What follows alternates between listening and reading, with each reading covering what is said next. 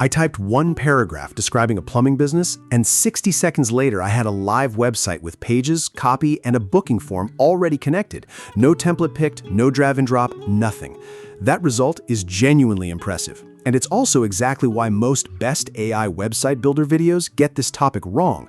They rank one single winner when the real answer depends entirely on what you're actually building.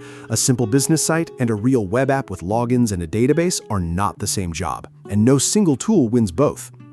I only share methods I test myself, so every result and every comparison here came from building real sites with these tools, not from reading spec sheets. Quick ask. Like this video and subscribe. It actually helps the channel keep testing these so you don't have to. Let's start with the split that actually matters, because understanding this one distinction saves you from picking the wrong category entirely. There are two completely different kinds of AI website builders now, and they solve different problems. The first kind is a hosted all-in-one builder, where AI generates your design and copy, but the platform itself handles hosting, payments, and infrastructure behind the scenes.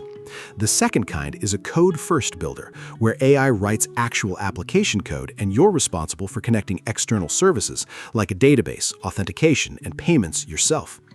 If you need a marketing site, a portfolio, or a small business presence, the hosted category is almost always the right call.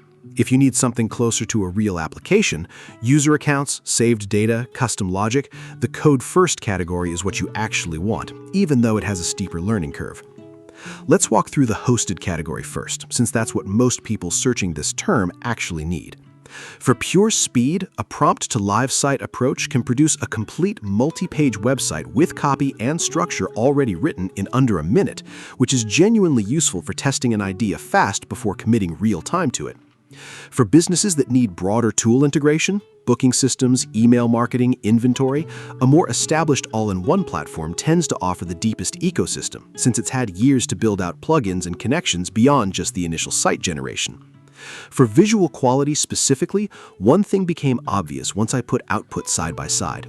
Some tools clearly optimize for generation speed, and it shows in generic layouts, while others optimize for design polish first, and that shows too, usually in more considered typography and spacing choices, instead of default templates dressed up differently.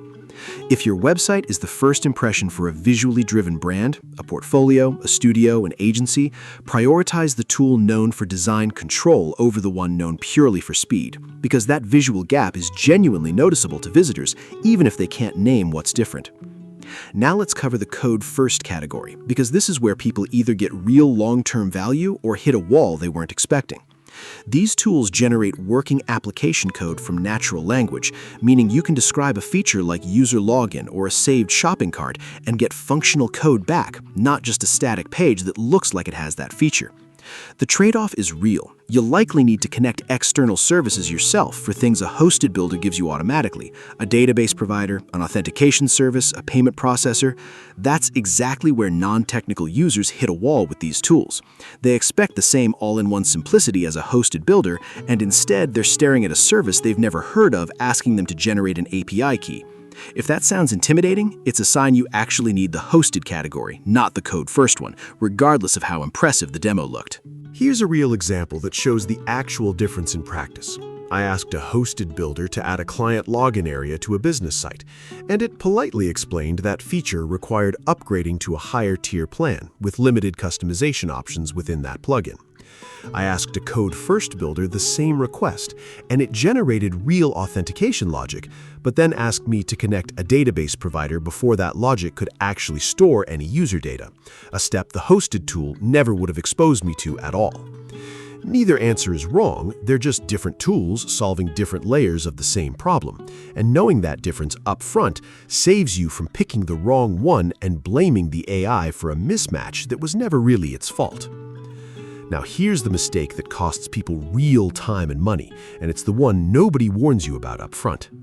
People see a flashy code-first demo, get excited about full control, and use it to build a simple 5-page business website that genuinely only needed a hosted builder.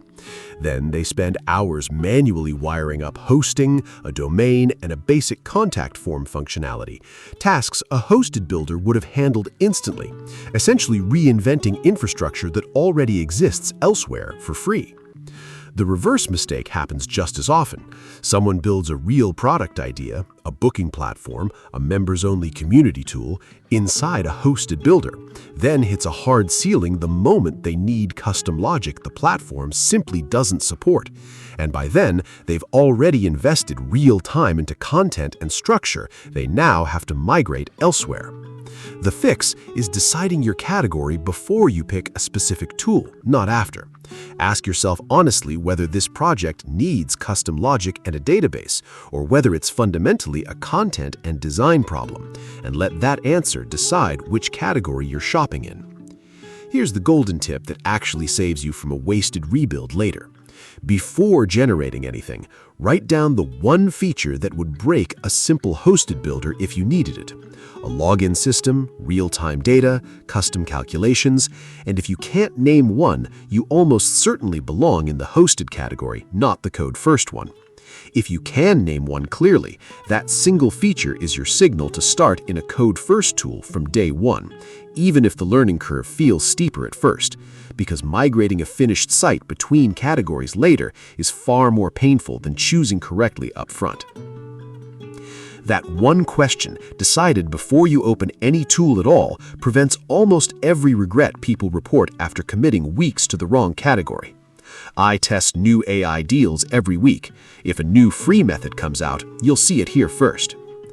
One last practical note before you go build something. Pricing and feature sets in this space shift constantly. Tools that were free last quarter often gate the same features behind a paid tier now, and new entrants launch every few months claiming to beat the current leaders. Don't treat any single ranking, including everything you just heard, as permanent. Verify current pricing and limits directly on the tool's own site before committing a real project to it.